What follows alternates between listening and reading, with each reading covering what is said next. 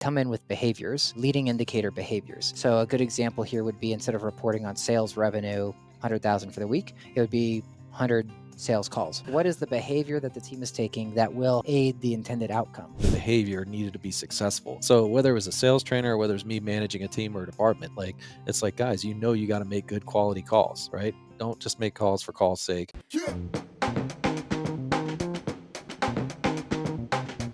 Okay, welcome to the Digible Dudes Podcast. I'm David. I'm Reid.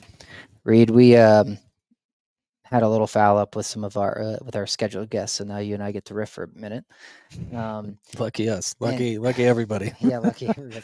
And you were like, why don't we just keep talking about what we were talking about in the executive meeting this morning, which is our weekly data scorecard, or some other people may think of it as like a I guess EOS calls it a data sheet, I guess. Right? But basically, what do you look at each week to make sure each department in the company is on track? Mm-hmm. And we've been using this from EOS since, I guess, 2020 when we got on it, but I don't know how happy we've been at any given point in time.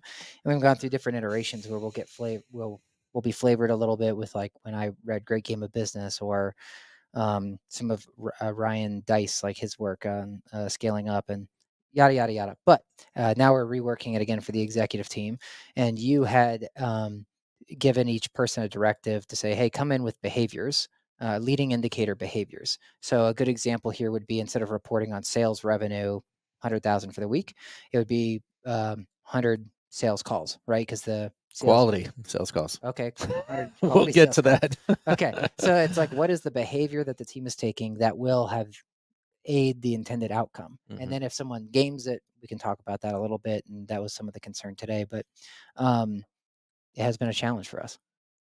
Yeah, I was going to say, I think I'm a glutton for punishment. To bring this up or suggest it is a topic for today's podcast, but I know that many people probably listening to this have had their own pains and maybe successes with different scorecards and KPIs. So yeah, we can just dive right in. I think since you teed it up, with EOS and this being the weekly leading indicator scorecard, it's worth noting that there is also the monthly version, which is believed to be more outcome based. But naturally, the spirit of the leading indicator is to get in front of those outcomes.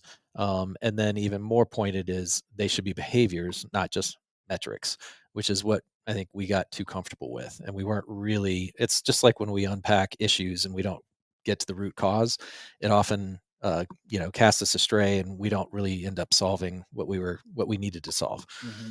So I think it's the same way when you think about KPIs and metrics for a business. I have not, up to Digible and EOS, been as focused, I guess, in separating those two. I feel like it was more on your mind than mine when we first started getting into this, as you would challenge, is that a leading or is that a lagging? And now I appreciate that. I mean, I'm frustrated by it at the same time, but I appreciate it way more. I think it's a great distinction or delineation when you're looking at KPIs. Like, one of the first things you should do is separate between leading and lagging. And maybe a good question, and I think of it almost as budgeting, but so maybe it's an easy one to answer, but shouldn't you always start with the lagging and then reverse engineer the leading? Because that was kind of the, not edict, but like that was the advice I gave as I was kind of going through the process myself. It's just like setting a budget. How can you build a strategy if you don't know what the goals are or the targets? So do you agree that you should start with your lagging indicators and then? Totally. Yeah. And I think EOS recommends that through a flow chart example. And they're like, okay, we want to make X sales a week, which means if we're going to have X demos for X sales, which then means X calls for X demos, yada, yada, yada. So you want to try to, like, reverse engineer your process, and then look at your process and decide what is the thing we want to monitor the most now. And that's where I think Great Game of Business lines up a lot with EOS, because Great Game is like, great, which part of this process do you want to focus on for the moment? And then maybe you change it later. And I think that's one of the things we were getting stuck on in today's discussion. Was a lot of people were thinking this is a one-time set it scorecard and it will always remain the same in perpetuity. And towards the end of the conversation, we're like, well, on what kind of frequency would we be willing to adapt the scorecard so that people didn't feel boxed into a permanent, like, decision? They think it's a decade-long decision. And then you ask yourself, or I did it. I mean, and certainly we orient around a 90-day world here because we are on EOS, like other EOS businesses. And so it makes a lot of sense for us to be on that cadence with the scorecard. And I suppose we'll see if we can get this right, whether in fact that works or doesn't. But even just after we had the meeting this morning and I grabbed lunch with Lurch, our COO, and was talking to him a little bit more about it, he was still anxious about even 90 days. He's like, so if we're really thinking about what business outcomes a specific function is trying to drive over the course of the next 90 days, it may be that within several weeks, it's time for us already to be pivoting and focusing on a different metric in order to motivate that outcome. And so and I'm not looking to, I mean, I shut it down pretty quickly. I was like, we're not going to open up that box, Hey, look but over here. yeah, exactly. But I mean, I was getting that, and I know they wouldn't mind from our CTO and our head of product, Alex and Aaron. They were like, there's a variety of things that we, would be focused on or behaviors in order to try and generate certain outcomes. Therefore, shouldn't we steer away or try to avoid just one metric? And I think that's the challenge of the exercise itself is no, you have to scrub those out. You are going to have to land on a specific behavior that you're going to be monitoring week in and week out over the course of the next 90 days. And it's just way harder than I think people recognize, especially when, again, you put the behavior in front of it instead of just a leading indicator in a metric form. So as an example for our listeners that they'll relate to, knowing that many of them are marketers, um, we had MQLs up there, and we have for some time, marketing qualified lead. And that leads to, as it's in the name, a sale, right? A chance to bring on some new business if we have, a healthy flow of marketing qualified leads. That is not a behavior. Hmm. That is the outcome of doing the right things in order to motivate marketing qualified leads. And so I thought Trevor did a great job, and how he adjusted for that, and whether it was cold outreaches or what were the other two that he had? It was lead Thought leadership, two published pieces of thought leadership, right? and conversion. Yeah, something like that. But that was, I think it was labeled as like, it's something about lead conversion content or something. An He had example would be, conversion rates as well. and then yeah, conversion experiments. Yeah. Yeah, that's right. Conversion experiments, which I love. That is a great, to me, it's really exciting to think that he'll be focused on that behavior for the next 90 days. But the other part of it that I feel like kind of missed on, that hopefully people again can relate to, is being clear about the theory up front on the business outcome, and then accordingly baselining kind of what you're intending ultimately to measure and hopefully find success with. So, and with the marketing qualified leads, or I'm sorry, with the experimentation, let's just use his example. What is the theory? Yeah. And it's like, well, it actually often isn't that hard. It's like, well, to improve conversion rates. Yeah. To what degree? Yeah. 10%, 20%. And then once you've done that, where do we sit today? Hmm. And that's like going through the entire exercise to me, like soup to nuts the right way, where it's like, okay, I had a theory. This is a behavior. I did baseline it. So we're sitting right now at 6% conversion rate. I'm trying to get us to 12. So I'm trying to double that over the next 90 days. And in order for me to hit that business outcome, we need to be doing rapid experimentation over the course of the next 90 days. Yep. Boom, perfect, right? Hmm. And then what's the lagging indicator? That's going to be the actual number of closed leads, or at least it would seem to me. It's Yeah. like, pull it all the way through, Trevor. Why did you just do that? Right. Right. Yeah, right now we sit underneath 1% conversion rate on the website, and world class is 5 to 8%. So I think then it would be like, great, we're under 1%. We want to get to 5%, and this metric will stay until we hit 5%. But otherwise, we need to keep experimenting and see why we're not at 5%. And then once it hits 5%, then it could adopt to whatever else is going to make the most. It might be website traffic at that point, like, or what is the action that could drive more website traffic, right? Because then, to your point, like the only reason leads might go down if you got conversion rate up is if traffic waned for some reason. So, okay, great, let's put more traffic in.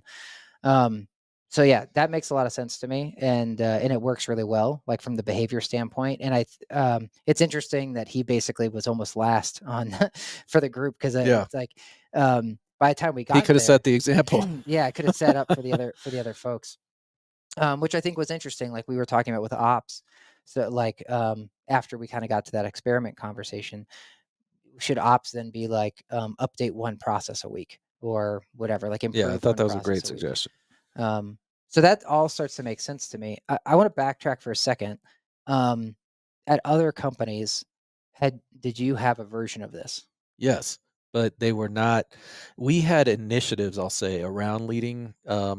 I don't even want to say leading indicators, but more the behavior needed to be successful. Yeah, So whether it was a sales trainer or whether it's me managing a team or a department, like it's like, guys, you got to make good quality calls, right? Don't just make calls for call's sake. yeah, So we were speaking it, but we weren't necessarily measuring it. And if we were, the closest we got was the example of Trevor with an MQL, where it's like we had some metric that was making us feel better, I guess, that we were doing the right things, but it wasn't, yeah, I guess, as prescriptive as what we're describing here. And I don't feel like I was ever as focused on those theories and then the ability to validate or invalidate over the course of a specific amount of time, too. That's what I like here is also the time boxing. And it is borderline foolish to think that, whatever scorecard you're going to build is going to be sustainable, like hmm for a growing business, even a business that isn't dealing with as much disruption. Don't you have to assume that is going to be a moving target? yeah, Then you have to have an outstanding formula and approach so that you can shift right from one quarter to the next and not end up, just kind of blowing things up and with some huge time suck. It's like we know exactly how this is supposed to work. Then you can just kind of plug and play, right? Depending on what the business is telling you, what you're ultimately trying to achieve. it's interesting. I had this too at other companies. At the first startup, it was send 30 emails a day, basically trying to like find equipment to purchase, and the thing was 30 felt steep, but you could do enough research that you weren't just like garbage trying to get too many emails out there. When I went to the Yellow Pages, I thought the Yellow Pages had awesome. They'd done a lot of awesome processes through the through the years. However, after I left training, they went from like, hey, research your call ahead of time, and that way when you get them on the phone you can add some value, to we need 100 calls a day. And the way we'd been taught to do the research, it was like make some spec art, make whatever, like ahead of time. And so that took like 15 to 30 minutes a piece. It's like there's no way I can hit 100 calls if it's taking me that long to do the research. So then the whole telesales team went from doing high quality attempts to just like, I got to burn out my calls. And we really got away from I guess the intent behind it, because now we were thankful when we got a disconnected number, because we're like, great, add another one to the board. I just kind of move on, versus where we started out with quality. So that's our group today was sort of talking about the unintended negative consequence. And I think you had mentioned that's the beauty in setting the number. Because if Verizon hadn't told me to do 100 a day, it had been 30 a day, I could have been more like my first company, right? Um, and then when I went to Hearst, they didn't even have those numbers, and said we were all lagging indicators. Like there was like, you should be doing sales calls, but then each week we're going to go through our basically how'd we do, Hmm. and so it's just interesting how it's everyone sees the need for some of it, but I haven't yet been at an organization that nails it, where I'm like, man, it's a thing of beauty. Totally.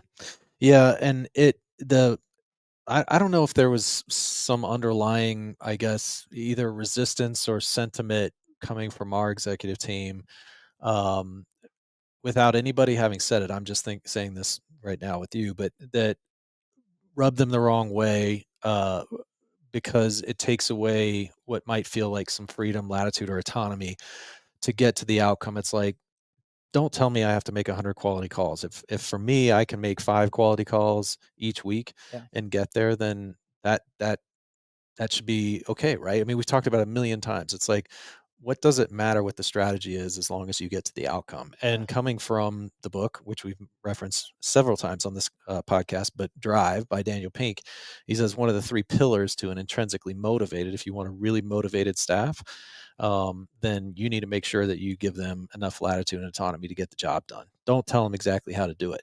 And this isn't necessarily the mechanics or like a step by step in by any stretch. It is strictly, behavior that you're trying to highlight as one that, you know, both is a strong indicator for success. But I could still feel a little bit of that where it's like, you know, again, I'm sure he wouldn't mind, but Aaron was like, there's 4 or 5 different things that I'd like to draw from, and if you're telling me that it's just this one or you're forcing me to choose one, couldn't that end up, um, inadvertently, again, having some negative, consequences, not least of which could be the autonomy thing, which he didn't even point to, but it's like, how do teams and departments react when you're that prescriptive? I understand that you're thinking of it that way. However, it felt like you did give autonomy. You're like, hey, try to pick 3 metrics. They pick 3 metrics. Yeah, So yeah. then that's their autonomy to decide. Now, if they had concerns around, like, which we eventually unpacked about, like, this is a set it forever type thing, Mhm, then bring it up and be like, hey, here's the metrics I have, but I want the autonomy agency to mhm, change this mhm, like 3 or 6 months from now. Are you okay with that? mhm. Um, so I think some of it is that. I think some of it, meaning I don't know that all of the autonomy thing would be fair, but I do think it's interesting on outcome because we haven't been tracking each department super specifically to outcome already. And so if in reality we had already been nailing the outcome, I think this would be less, um, I don't know, there'd be less tied up in this about like, okay, what actions to get what outcome. But instead, since we haven't been tracking outcome, as finely as we could, it's like, great, let's do the right behaviors that we think will give us the outcome. Yeah. And then there's almost resistance there because you're going from almost like less, I guess, like expectations Mhm, to more expectations. mhm. And that's where there's almost some of the bristling. Yeah, you might be right. Maybe it's more the accountability, the heightened accountability that this comes with, especially, frankly, if you say, "Hey, David, it's your call. I'm Yeah. not telling you what it's gonna be." Yeah. Then it's like, "Oh, shit," Yeah. now I'm gonna be responsible for myself, like, I'm the one that put myself out there and Yeah. said, "These are the metrics." I love the spirit, though, of, I'm coming back, not spirit, but just the time box nature of it and the ability to optimize it. It's the fear, if there is any, of is like, do we have time for this? But what else are you going to do? Meaning, like, what if it takes 2 years before we get this right? Yeah. And so I think that's a great indicator.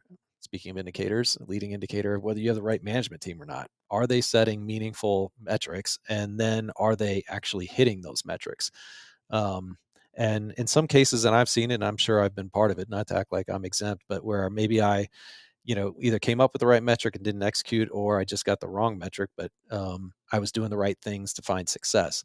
And so it is like trying to bring those together and then, regularly, I guess, be able to nail that formula, quarter after quarter. Well, it's interesting. We didn't ask this question today, but if we asked any of the leaders to say, okay, forget the scorecard for a minute.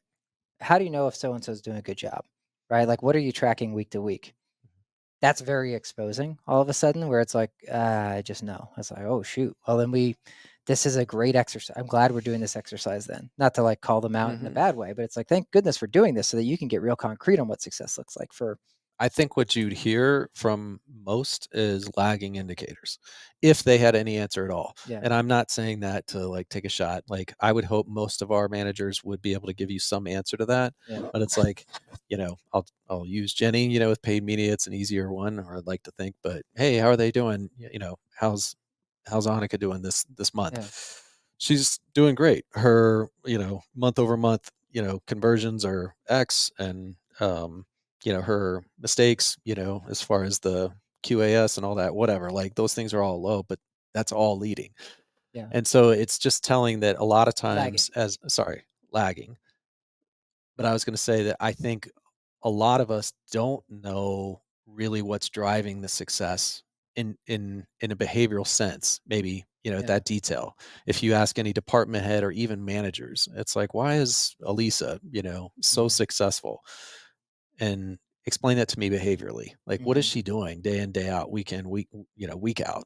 And that's where I think you get a lot of kind of uncomfortable silences. Yeah. It's like, I'm not totally sure. And then the question is the how, like, individualized, I guess, should KPIs and scorecards be? So if we as an executive team are like, hey, Trevor just established this, does that easily, like, kind of go downstream, like, where then his direct reports all have some version of that, or could that look different? Right. And I'm saying that using Elise as the example, who, has been with us for several years and been a top performing account manager for a while now, but her behavior or behave. I don't want to say traits, but her week in, week out, daily might look very different than another top performing account Yeah. manager. Then it doesn't just roll up and down. It's not the easy ladder that I guess everybody talks about. It's like all this should connect. It's like, well, does that really work when you Y- think about the individuals at the front lines? what I like back to like how do we frame this positively? It's like, oh, what a great opportunity for us to unpack and discover why Elise is so good. That way we can get everyone else taking those same actions. Right. So if it, yeah, I just think I'm really stuck on reframing things right now. And I think that would work really well because it's like, okay, terrific. We don't have a process for this. Let's find out why these people are A players. Right. Mhm, mhm, And luckily there's enough people in that department that we probably have like a half dozen A players. So it's like, let's figure out the commonalities against all these. And then that ties back to what you also put up there from our employee development, no, employee experience department, which is after we interview somebody, did it did do they line up with the scores we gave them in the interview process? mhm, So then it would just be like, now let's reverse that all the way through, right? mhm. And start interviewing for that trait or that quality. Totally. Well, something that I think also is worth adding in here connects to KPIs and scorecards coming from maybe it was Good to Great. It was one of the early Collins books that you and I read together where they referenced the example, I think it was Walgreens, that they, I don't want to say I'm picturing this, frankly, and I think because of our own experience, but that they're in the boardroom or executive room and they're all hands are all going up. They're like, Yeah. we don't know. We Yeah. can't figure this out. You know, probably a few F bombs and some other stuff. Let's go hire somebody to Yeah. figure that out. And you've encouraged us in a good way, I think, often, you know, to look outside instead of continue to try and figure things out internally. It's like, why don't we just talk to somebody that's gotten this right or understands it? And that's where I'll use McKinsey's of the world often do get these big contracts, especially with large companies, is it's not easy. And then it's like, hey, why don't you guys come in with a fresh perspective and sit down and evaluate our business and tell us what our numbers are? Hmm. And I don't know if this is exactly how it went, but I thought it was really fascinating that they did engage with a third party and the result was not one that anybody had thought of would, you know, as the leading indicator or the number for them to focus on. And if memory serves, it was something about the share of wallet or average transaction of a customer within, let's say, 0.25 of a store, like 0.25 miles. Does that sound? Yeah. I was just going to look it up to verify, but profit per customer visit. So profit per transaction. I could have sworn that there was a geography, like a geo limit on that, I or think there was some sort of something there because I remember part of that chapter was talking about how close stores were put together and they were worried about cannibalizing yeah, revenue. yeah. But they were overall, when they looked at this metric, they were like, sure, some people now go to the other store, but generally speaking, by having a higher density in market, we are doing better as a company. I don't remember how they like tied that together, but there Wa- was something with Was that geography. GPT or Google that you just used? I used GPT this time. I love it. Now we should check See, Google. that 2% or 3% is growing quickly, Oh, you especially. mean on searching? Yeah. Yeah, yeah. It's interesting, slight, tangent here, but, are you doing how's your searching changed? Um, yeah, it has changed. I think I'm still probably 90-10. But I genuinely believe that that could end up being 75-25 by the summer next year. Like that's how quickly I think my Mm, behavior is changing. that's interesting. Yeah, it depends on what I'm searching for. So if it's something Of like course. this is Yeah. easier, If I'm but looking for like a good pizza place, you know, yeah, obviously I'm not going to GPT. yeah, Sorry, yeah. go ahead. Where are you Well, going yeah, with no, that? yeah, I think if it's informational, because in the past, like, Google's not good with, like, the zero-click answers to this type of question. They are with some questions, like, what's this like, the acreage of the United States or something, but like not for this, maybe like within a paragraph. So that's where I'm using the GPTs instead. But it's funny, I've tried to use them like any of these AI models to buy services, Mhm. and that I that has been hard. Yeah, it has not proven out. And then once in a while, that's where I'm finding it hallucinate. Or like for books, I'll be like, oh, I really want to find a book on this topic. Can you give me three whatevers? And then it'll give me back something like that number three sounds amazing, but I can't find that on Audible or Amazon. They're like, oh. Yeah, no, there isn't a book that exists like that. I'm like, what? It sounds amazing. I guess now Yeah, I want to write a book like this. might be a great tactic for entrepreneurs, right? Yeah, I guess, yeah, because it's happened to me several times with the book stuff specifically, and then with some of the service providers, it's happened too. Yeah. How did you come up with the idea for your company? Oh, well, I typed in a question that Yeah, GPT didn't know and hallucinated, and yeah, it sounded like a great concept. yeah, Yeah, totally. yeah. Well, what else was I going to ask about these KPI? Oh, yeah. So I guess apply this to multifamily, and what do you think an appropriate scorecard might look like? And I'm going to be specific, but when you think about leading indicators, I mean, we've spent more and more time, obviously, over the years with owners, operators, investors. So I feel like we're as schooled as we've ever been, but it doesn't mean we're full fledged experts when it comes to what a um, property scorecard might look like. So I'm giving you the, I suppose, outer option if you want to make this more for our marketing peeps in the industry, or if you want to take a swing at just for a property scorecard. This is a great little line of questioning because you'll remember this example, but in EOS in the core book traction, it says even the receptionist should have one, which is did answer phone calls in under 2 rings. Is that leading or lagging though?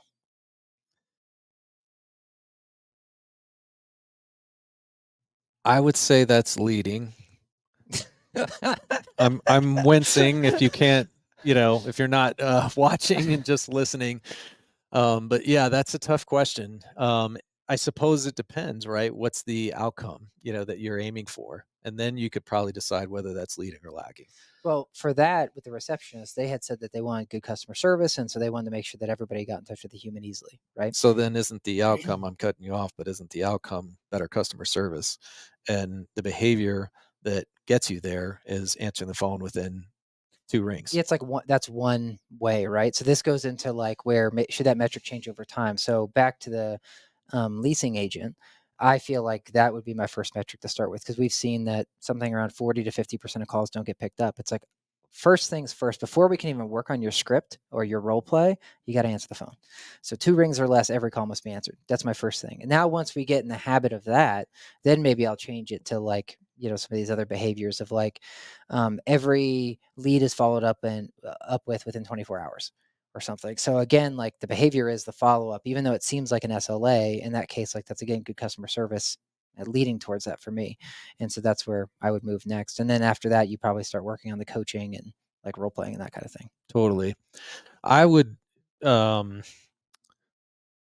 don't know if this is skipping to the end, but it's like fair to say, and I was going to ask you this, how transferable do you think these scorecards are between industries if you just did some minor tweaking? Because you're talking about right now fielding, you know, I guess, well, prospects, leads that are coming in.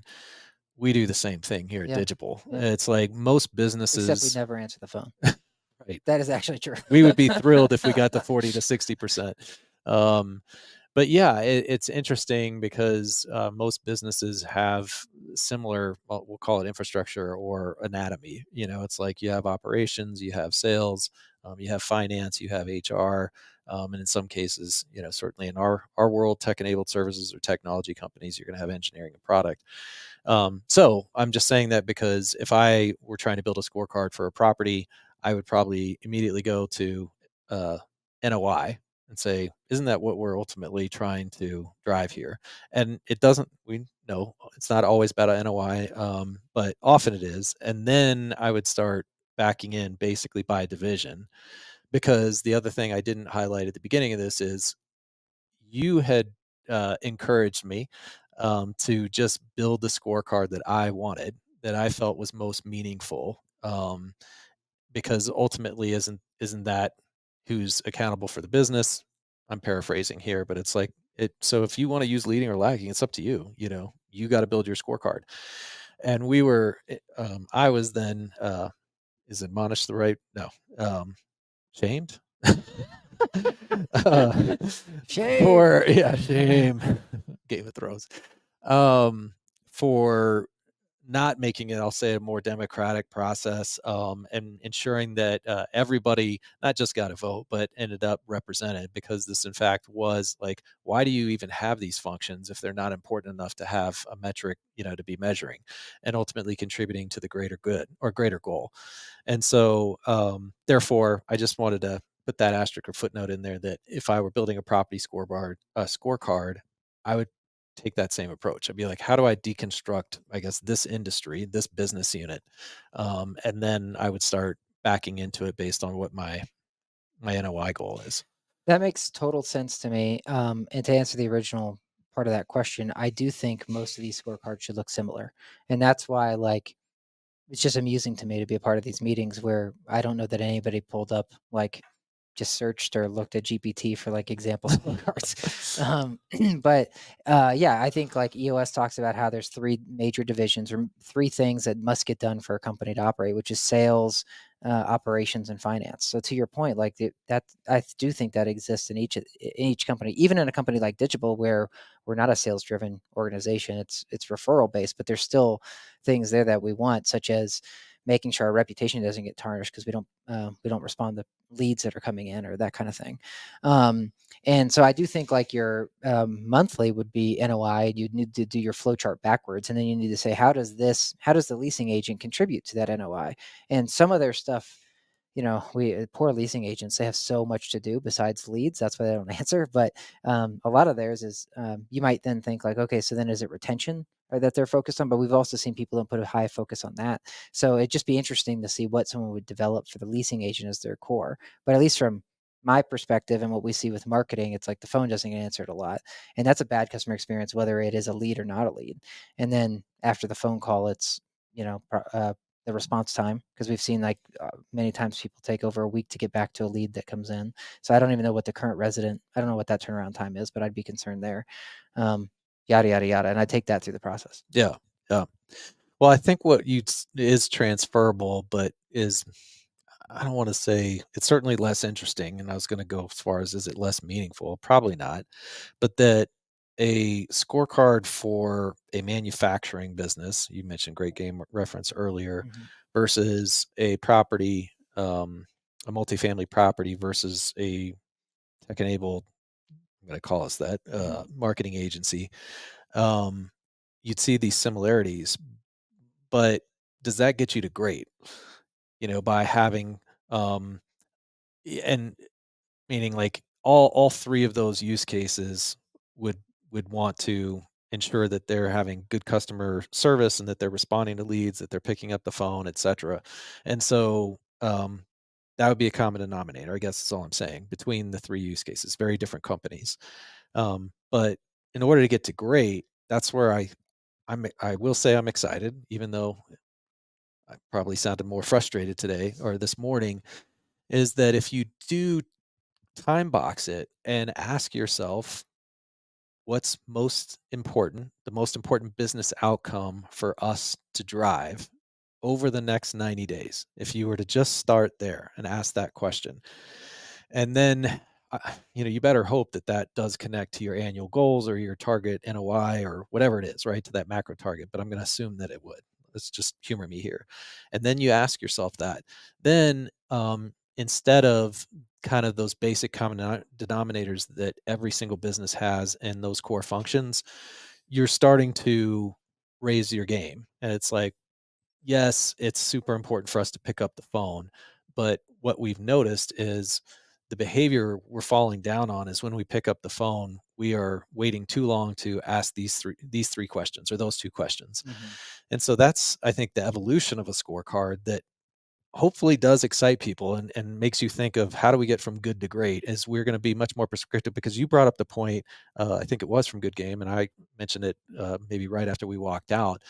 But if you're trying to improve your defense in basketball, and you can use the was it SRC or whatever, the one Mhm. from good uh, Great game great game, business. thank you, is, hey, we need to get a hand in somebody's face when they take a shot. Mhm. That by itself, and it's been proven, I've seen the statistic a gazillion times on ESPN, makes a huge difference. Just get a hand in their shot. So that's the basic, and you might have your version of that for the other sports. But then it's like, okay, we're getting pretty good at putting our hand in somebody's face, Mhm. and I don't need to harp on that the next 90 days. Yeah. Now I'm trying to get us to great. And so it's not just a hand in the face, but it's like spread your fingers, apart I mean, that may sound silly, but it's Yeah. like try and get as much surface area as you can when you put that hand in their face. And that becomes the next 90 days. Because again, think good to great. So do you want I to? like it. Yeah, I mean, there's a couple things there. Um, one, as we just said, like we haven't been at a company that's nailed the scorecard before. So I think just having a scorecard with the basics, put your hand in the shot, makes you basically great in comparison to the The others. bar is so low. Yeah, exactly, exactly. Like it's the It whole really like is. business is simple, but it's not easy. That's Mhm, how view this. mhm. Is like the scorecard should be simple. It's just not easy to get there. But then beyond that point, this is where I like Alex and Layla Hermosi with some of their content. They when they train their people for onboarding or sales, they say the same thing. They like it. A lot of people are frustrated at first because they'll see our process and it's 30 things.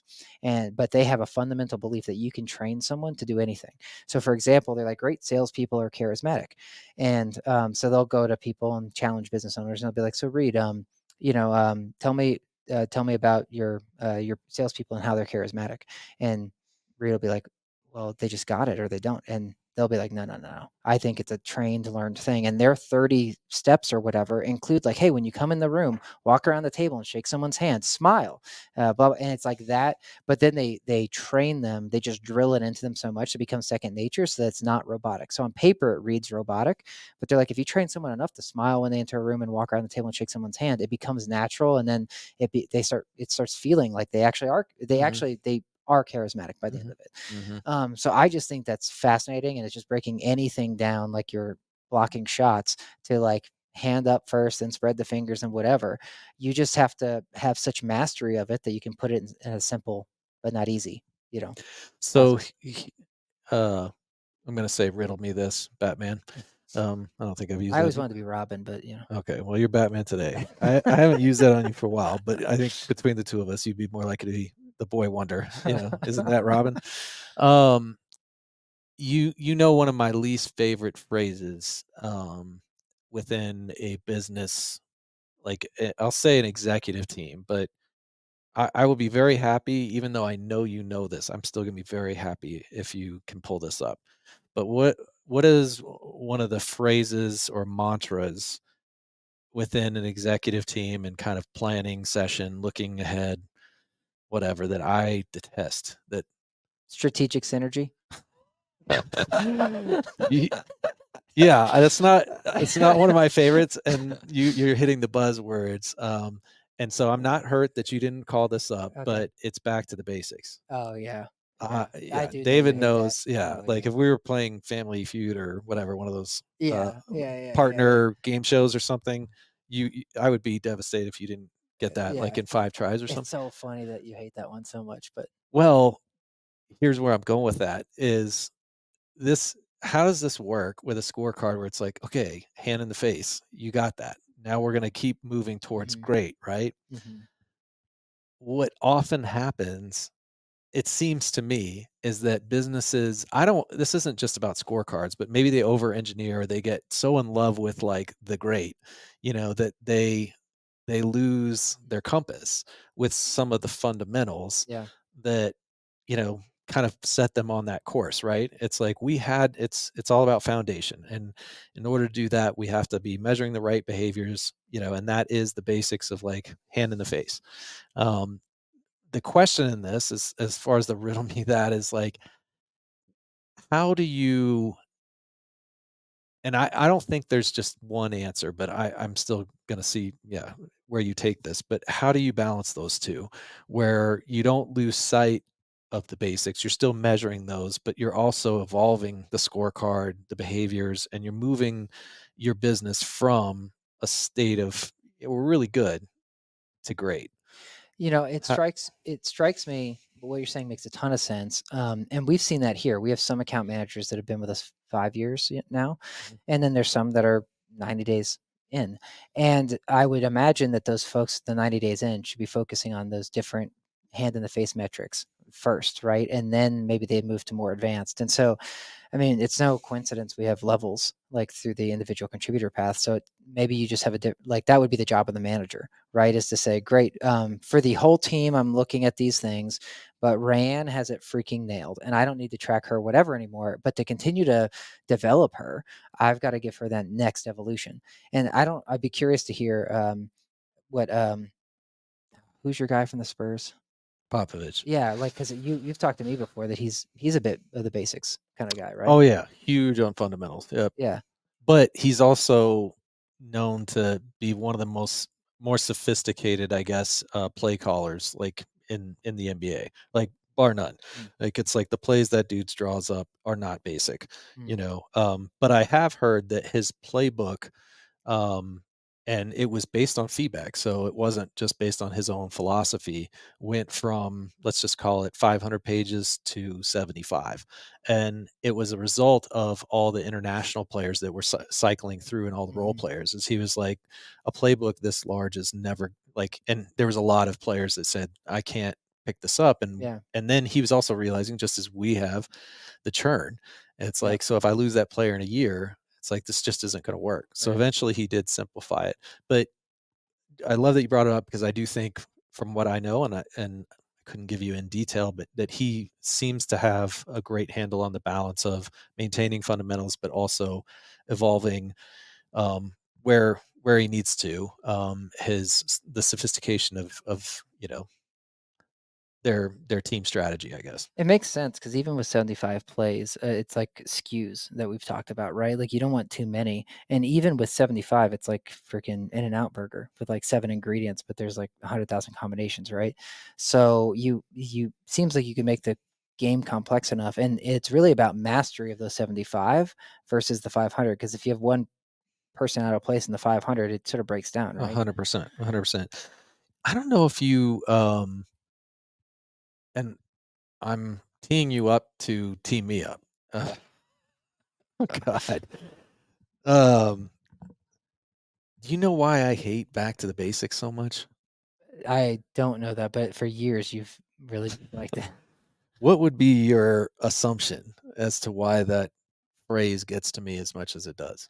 Well, I don't expect, uh, this is not what I expect your answer to be, but in my mind, you always like to, you've got that visionary quality and you like to always do things a little bit different. And so, like, the basics just really irk you. Well, I think that's very I'll say fair, and there's a lot of truth to that. Um, I find it to be and so maybe this is just a Reid thing, but I find it to be so demoralizing.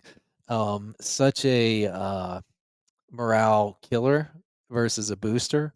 I think it's even when it's appropriate, because I haven't argued that there aren't times where we as Digible or as a business, you shouldn't slow down. I mean, there's examples of that every day in the Mhm. business community. It's like we've gotten too far ahead of ourselves, or we've gotten too creative, or we are too far out, as you're mentioning, visionary. That I mentioned losing your compass. It's like, if you're not getting a hand in somebody's face, what difference does it make how sophisticated your playbook is? Yeah, You're gonna lose the game. yeah, Um, but yeah, for me, it is like also a painful reminder of like a business that is either um, treading water, I guess, mm, or is regressing. And so it's just like, why are we having to talk about going back to the basics? It's because we can't even pass the ball. We can't mhm, shoot. We can't, I'm using basketball stuff that we've now, that's where we're at. yeah, Like, it's just, and I know I overthink that. I'm sure I think some people love hearing that. Front lines, and even maybe mid-level management, maybe even at the C-suite, where it's like, it's about time somebody said that.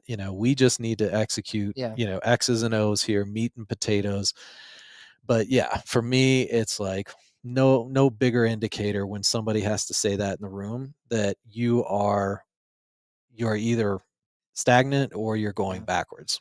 Yeah, it's interesting. It's almost like, Well, what I've learned is that what is motivating to me is not the same as for other people either. For sure. And so some people, and we've gotten this from some of our surveys as well as some of the books we've read, where they just want to know what success looks like. And they just want it to be clearly defined and like, tell me to make those 100 calls or whatever. Right. Mhm, mhm. And for you and I, that kills our spirit. And so we would dislike that. And a lot of times though, if we build the company or manage in that way, we're doing it in the way we like, but that demoralizes them, you know? Yeah, totally. It does make me think that, back we'll bring it all the way back to the scorecard, but should you, I don't know, put guardrails on your scorecard as far as just how evolved, or I don't know if evolved's the right word, that's probably a bad one, but sophisticated it becomes.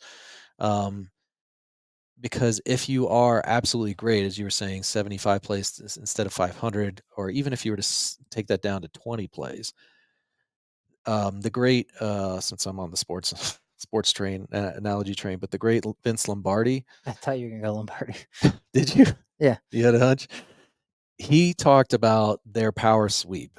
It's very famous, and I don't know who the other coach was or the other team, but I know they brought it back to him. But they were like, "So what's your secret, to your success?" And he's like, "Well, we run the power sweep, and and everybody knows we're going to run the power sweep, and it doesn't matter because if everybody does their job, then we end up getting yards from it every time or touchdowns, whatever." But Mhm. the essence of that was simple, just if you just do what you're supposed to do at a fairly basic Yeah. level and you're great at it, like better than anybody, because Mhm. that's what those Packers were known for. Is like they just were phenomenal. Every single player did their, and he believed that it was indefensible. He was Mhm. like, just look at the math, the number of players on their side, the number of players on our side, the way the ball moves when you pitch it left, and then once they run that sweep, everybody does their job. You cannot defend it. Yeah. And there's so many sports examples of that. Is that true to business? Where it's like if you just pick up the phone, you ask these 3 questions, Mhm. you pass them on the way you're supposed to, enter, is it, versus what I'm arguing for and what I mean, that I don't wanna say drives me crazy, but it still gets to me even saying it. It's like, God, I guess I just like the idea of more challenge, more advanced. It just really, yeah, it affects me when I'm like, God, is that is that all there is to it? I hear you. I think that where in business that's been okay for me is because someone else gets hired to monitor and manage that stuff as I get to move up and explore new things, Mhm, right? If mhm. I had to keep being the one to do the 3 things or whatever, then I would go kinda bonkers. But some people want that, and that's at the point in their life where they're like, "Great, that's what I need." So, I think it's okay, meaning you just have to know what's right for you, and for me, it's not to stay over one department or one thing for too long, I will get bored. And also, it reminds me of, I think it was Van Gogh, right? That started out like he mastered basically like still life before he went all abstract with what we know Van Gogh today. And so I think there is an aspect of that, like in business too, where business you got to master, those fundamentals first, and then you're allowed to sort of like party a bit, right? But you got to keep the fundamentals in mind while you do the rest of it. Yeah, yeah. I'm wondering, when do you know you've mastered the fundamentals? Like, because it probably isn't in 90 days. Back to thinking how long, like if you're building a scorecard or if you Yeah. were just coming in an organization before you can move on and assume that that's now muscle memory. Like they will make sure that they're, yeah, answering the phone in X amount of time or blah, blah, blah, whatever. So Doesn't that there also you have it. isn't that yeah. Isn't that also though where, back to like what kind of company or organization you want to be a part of? Because I think about like how we said it's not hard to be good Hmm. or whatever, or great in a Hmm. way just by having documenting the process. And a lot of companies we go up against, they're, 4 or 5 person shops, and they can't break out of that 4 or 5 person shop because they don't have the rest of the process down. It's all in Reid's head. Hmm. And so it's Hmm. like without Reid, we can't win this deal or we can't Hmm. whatever, right? And so we've moved past that step. But if we want to continue to, I guess, like be great, we got to make sure that it's your macaroni grill thing. Like, how do Hmm. we make the 100th just as good? And I can find some fun in that.